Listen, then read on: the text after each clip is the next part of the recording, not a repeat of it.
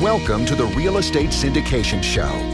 Whether you are a seasoned investor or building a new real estate business, this is the show for you. Whitney Sewell talks to top experts in the business. Our goal is to help you master real estate syndication. And now your host, Whitney Sewell. This is your daily real estate syndication show. I'm your host, Whitney Sewell. Today our guest is Douglas Skipworth. Thanks for being on the show, Douglas. Whitney, I'm glad to be here. I appreciate you inviting me. Yeah, no, I'm happy to have you on. And a little about Douglas. He owns a rental portfolio of over 850 units. He co-founded a property management company with 3,000 units under management for 750 clients. That's a lot of clients to keep track of. But he was also, get this, he was also honored as Master Investor of the Year in 2019 by Think Realty. Wow. So congratulations again to you, Douglas, for that accomplishment and just everything you got going on here. I know it's no small feat what you and your partner have accomplished here, and I'm looking forward to getting into it. But tell the listeners a little more about who you are, maybe where you're located. Let's dive in.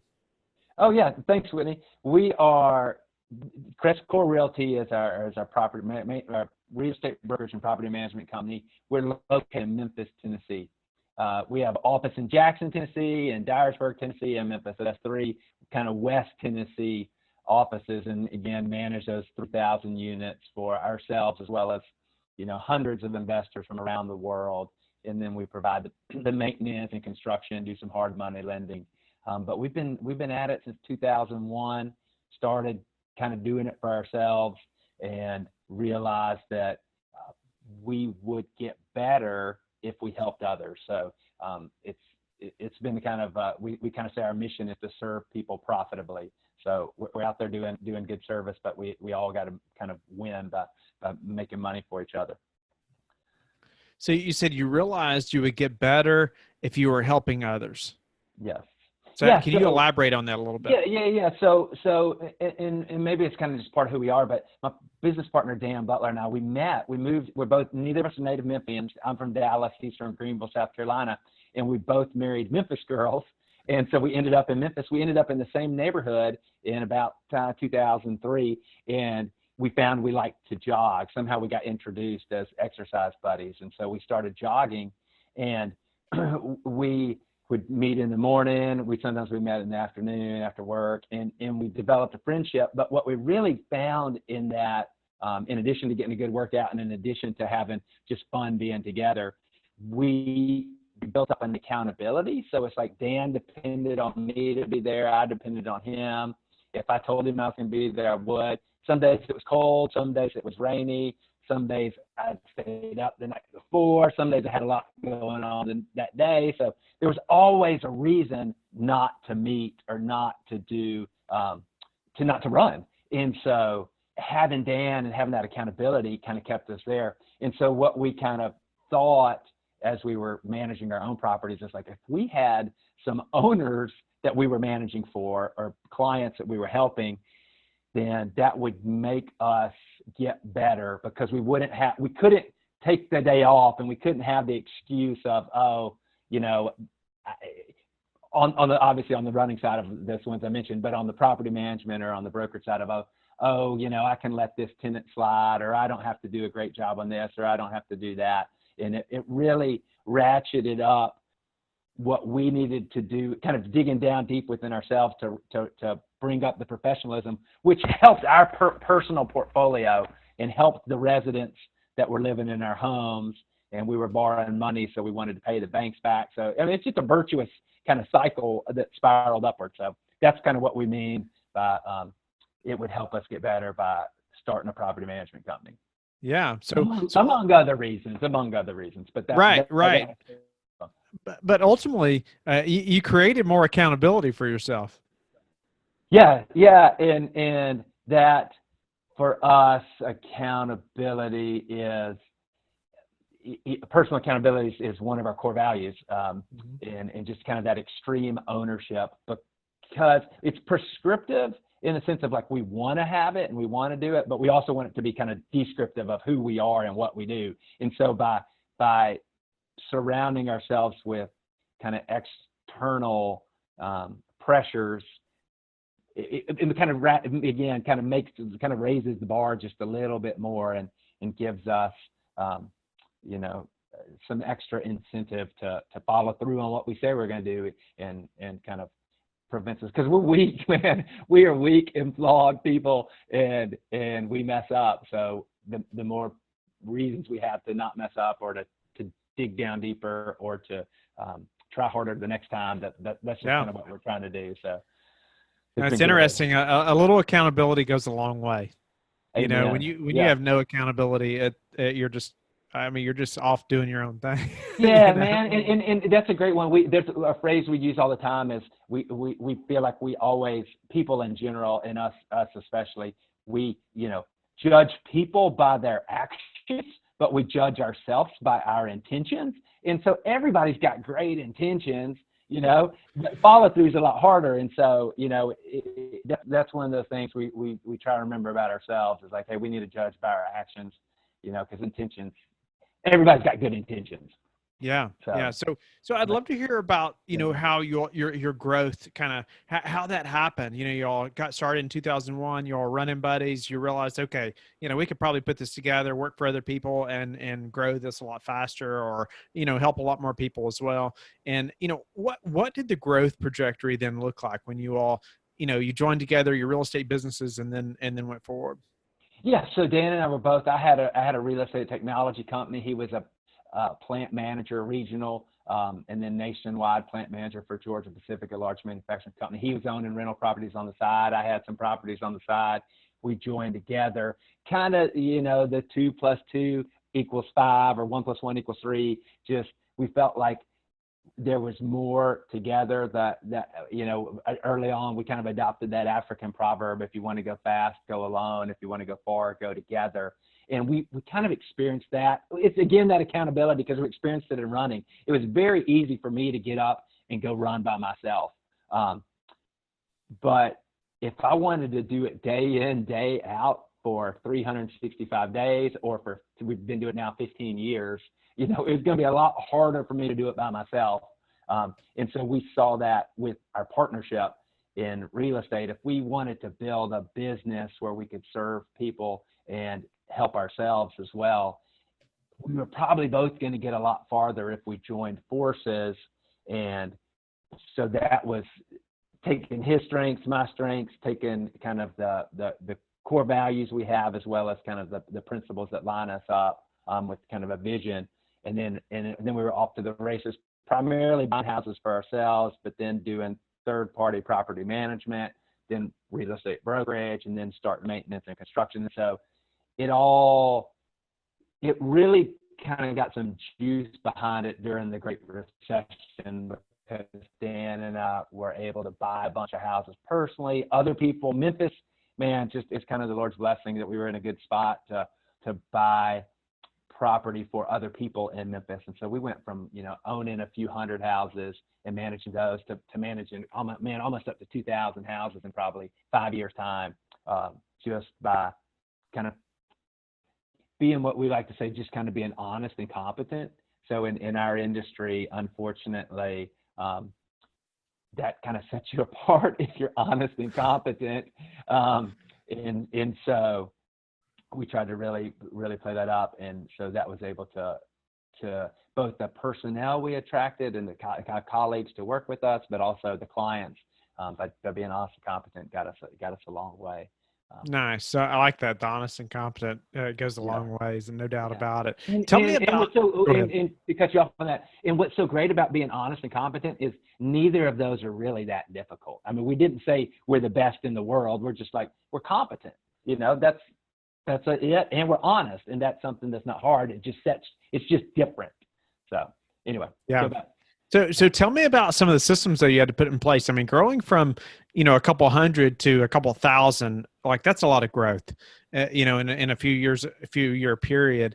Tell me, and I know there's probably some growing pains there that happen, or some learning, maybe, I know you all are confident guys, but tell me about some of the systems that you had to put in place to be able to manage that kind of growth.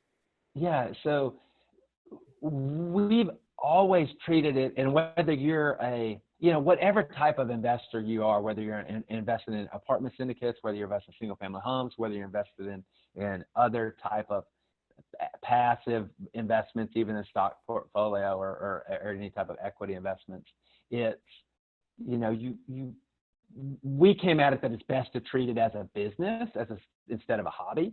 And so with that, we thought, okay, how do businesses run? How are businesses successful? And usually it's, kind of the systems and the tools and the people. And so we kind of focused on those three, and we got some of this, we gleaned it from everywhere, anything from E-Myth to Traction, the entrepreneurial operating system, to Gary Keller and Millionaire Real Estate Agent, and lots of and Millionaire Real Estate Investor, and lots of resources where we've kind of cobbled together the same concept of getting the right systems and processes in place. And those are, standard documented, standard operating procedures, follow at the same time, continually tweak it and modify it, but then also getting the right tools. And those tools can be anything as simple as, technology or other tools that help you be more productive or more efficient. Efficiency being kind of getting the same amount done with less, and productivity getting more done with the same. So we focus on both, efficiency tools and productivity tools, and then the personnel. And so the people has probably been the hardest part for us, just because we are used to doing so much on our own and of ourselves, and expecting everyone to kind of run at our pace. And that's been a little bit harder for us as we've made some decisions. We've always felt like we've got high integrity people, but sometimes we've missed on putting the right person in the wrong seat. Rarely are we putting the wrong person in the right seat. We feel like we're a decent judge of character, but so we've got some tools like personality, work style profiles. We use something called Culture Index, but it's similar to like a predictive index or Colby or Myers-Briggs or DISC or anything like that to help assess people and help them kind of become more self-aware, so that they're, we want everybody to maximize their potential. We want them to kind of thrive in their role. And we had heard Peter Drucker, one of the kind of a defining moment for us was like Peter Drucker had said something years ago about, the role of the organization is to maximize the strength of the individual and make their weaknesses irrelevant. And so, okay, how do we get people to kind of play in their area of strength and not, have to deal with their own weaknesses all day, every day, but both me personally as well as people. So yeah, those are, again, those three areas of the processes, the tools, and the people, but the people being so key because we're a service business. Where people are dealing with people all day, every day, dealing with clients, dealing with residents, dealing with lenders, dealing with vendors, dealing with suppliers. So investors. Yeah. Investors. Yeah. So what's your, you had a technology background, right? Yes, I had a real estate technology company back in the early 2000s, up to probably 2014, 15, 16, somewhere around there. And it was kind of like a proprietary silo. But I came at it from the finance and accounting operations of the business. I was never the database guy or the coder, but I was definitely a user and involved with the user interface. I just wonder, with that background, but either way, your favorite technology that you all have incorporated in your business right now? Oh man, that is great. It probably would be, I just kind of said it, but this Culture Index tool, it's just a personality assessment, a work style assessment, and it's just a questionnaire that's sent out electronically, and then it comes in and it graphs and shows you and is able to kind of plot where you are. And so it gives you a real sense of who you are and how you interact with others and as well as the world. So it's been a great tool that we've used, and it has helped us kind of learn more about ourselves as well as others. And for everybody, we've administered it to thousands of people, and everybody's like, man, that you send them the summary, and they're like, yeah, that's pretty much me. I might disagree a little bit with this, but yeah, it pretty much nailed me. So that's been an awesome tool for us. And on the technology side, yes. And where are you all? Go ahead. I was going to say on the business side, non-technology, probably something like entrepreneurial operating system traction. If any of your audiences, anybody who's investing is running a business. And so if you're running a business, you have to have a system to run the business. And most entrepreneurs who are investors are pretty much entrepreneurs. You got to have some system to run it. And so using EOS and traction, again, there are probably others that are out there. We've chosen to use that, kind of like we've chosen to use Culture Index, but something that helps you kind of set a vision, kind of get your core values, your mission, your purpose, and then set your goals and work yourself back to what do I need to be doing today in order to get to where I want to go 5 years from now. So instead of just How long have you all used EOS? Probably for about the past 3.5 years. Okay. So initially we just started out, we're again cobbling stuff together, but until we kind of stumbled across that tool or were introduced to it, it really kind of helped bring some clarity to what we were doing and some parameters, or perimeters to where we could operate in that box and go. Okay. So I guess, changing or pivoting a little bit here, yeah, sure. 750 clients. So and I guess those are people that you're managing properties for, or they're Correct. Investors. Yep. So tell me, I'd like to know, like, how are you finding those investors? How are you connecting with those people? Yeah, great question. We kind of think of it as concentric circles. So it's like if we can do business with any of our other businesses, that's kind of our first choice. Our second choice is to do business with any of our company's clients. So if the property management company can help the real estate brokerage client, that's great. And then after that, we look for repeat business. So if we get a repeat customer and continue to help them grow, and then referrals from that. So referrals of theirs. So those first 4 circles are pretty nice, because if you have 750 clients and you're farming those clients and taking good care of them, you get a lot of repeat business and referrals and work together. But then on that fifth, kind of that outer ring, the fifth is like, okay, how do you get people who are like those first 4 circles? And so that is through all sorts of ways. We do try and do a lot of content marketing. 2 of my colleagues have a little Memphis podcast that they do for real estate investors. We're very active on biggerpockets.com, which is a good social network for real estate investors. Primarily our 750 clients are guys like you and me who are trying to build wealth or to create financial. It's individual investors. It's not big hedge funds or private equity groups or anything trying to buy thousands of houses. It's more mom and pop investors who are buying 1, 2, 5, 10 houses to plan for the future. And so any way we can connect with those folks, we try and do that. Again, like-minded ones, because some of them have a little different philosophy or outlook than we do, but yeah. Yeah. And you think you had mentioned they're from all over the world? All over the world, yeah. So a lot of East and West Coast investors are investing in Memphis, and then a lot of Israelis, a lot of Australians, New Zealanders, and then random other countries. But yeah, lots from all over. So, which is pretty cool, man. That especially for Memphis, kind of in the center of the USA, just to have people from all over. We've got FedEx is headquartered here, so we're used to kind of that international event. But for us to actually be dealing with people all over the world is, it's pretty cool. We feel glad, we feel privileged to serve people all over the world and to give Memphis some good notoriety and publicity in that. Yeah. So Douglas, what's been the hardest part of growing this business to this scale? So probably I'm not going to harp on personnel. That's been the hardest, in processes, that trying to build the right team, put the right processes in place. Managing cash flow is hard when you're growing. So, that's something that kind of is a little bit different than that, just watching how you're managing your finances.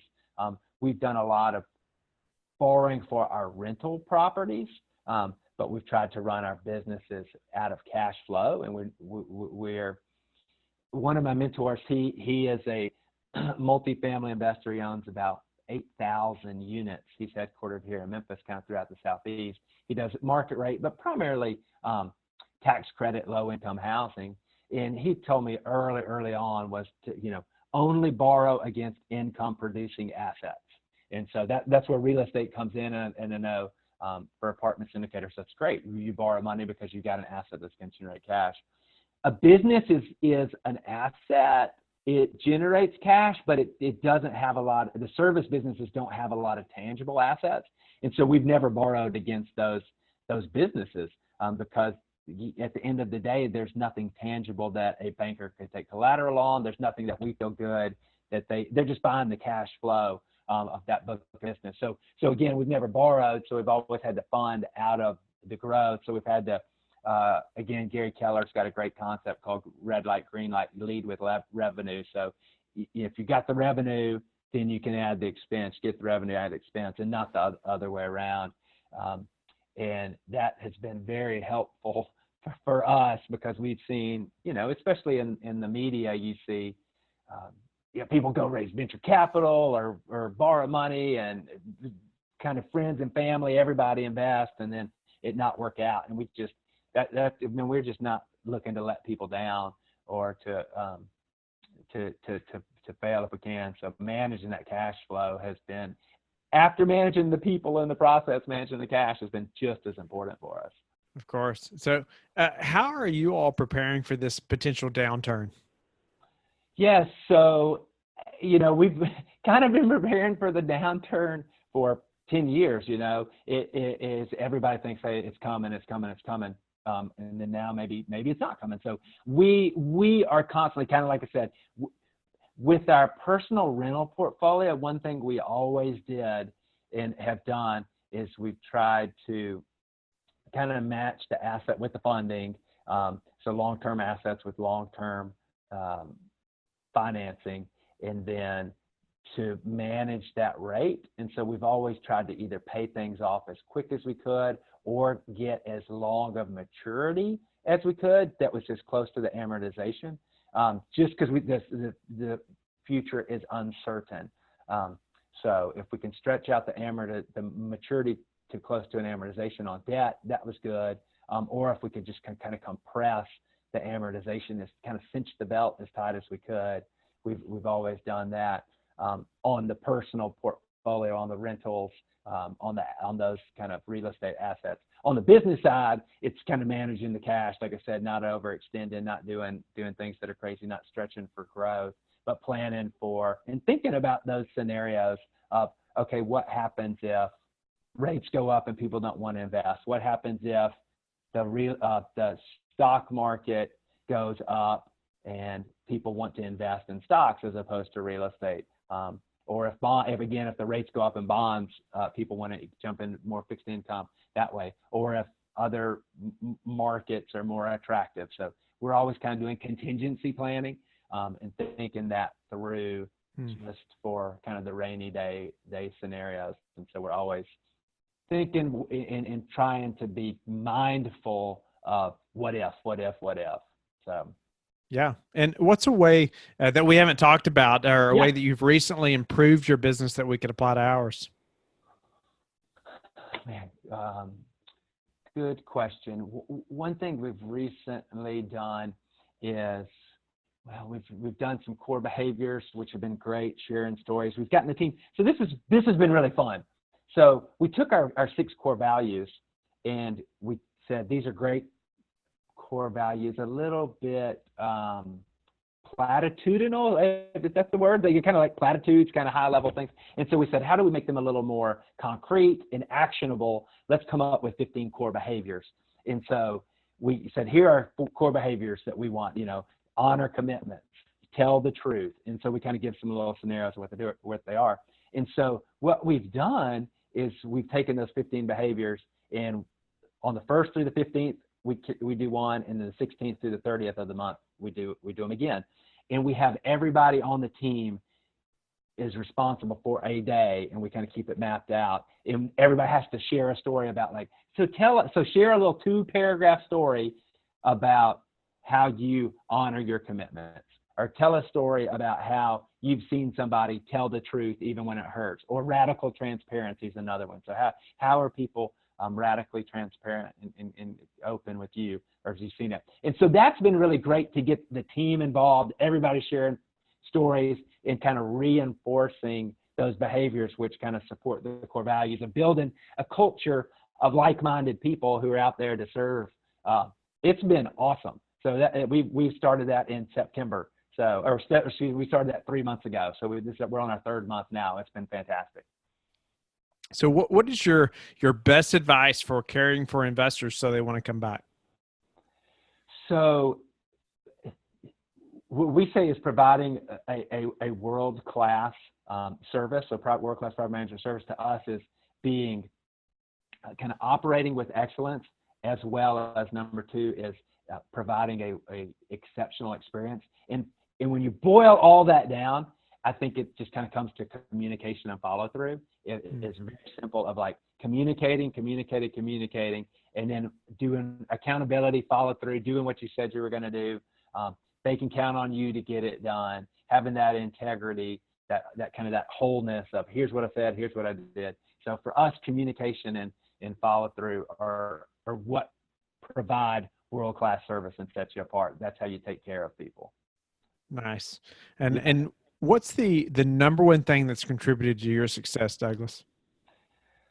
Man, good Lord's blessings, first, but kind of maybe what's more dependent on me or us is probably focus, and focus like in our strength areas, kind of like we talked about earlier about just doubling down and really nailing in on what we do well and what we can do to get better at those things. So just kind of a focus. We heard a long time ago, I think it's called the law of forced efficiency, where there's never enough time to do everything, but there's always enough time to do the most important thing. And, whether that most important thing is exercising or spending time with your family or having spiritual time, whatever or taking care of your clients or doing the job, you always have time for the most important thing. For us, it's communication and follow through with the business. So focusing on those areas is by far what I would say has helped contribute to kind of where we are today. Nice. And how do you like to give back? Oh man, this is probably of all the real estate podcasts out there, man, this is probably my favorite question you asked. Because given one of my missions, serving people profitably is our business mission. Giving is one of the 7 roles. I feel like that is in my life and it's part of in our company too, is a giver. And so what we like to say is we like to share gifts generously. And so we do a lot at the company internally, but then also in the community. We're in many communities, so we try and help with mentoring program, job preparedness, especially as we have maintenance technicians and construction guys, so we can really help them help the communities by providing good landlording services and participating in the community. Kind of we kind of all rise up together. Personally, one of the things that I like to do is I kind of have like a personal goal of like time and money, and like kind of I look at it as like a 50, 25, 25 with some kind of the way I spend my time and my money and some kind of different buckets. And then a tool that I don't know if you use or your audience might like is called a donor advised fund.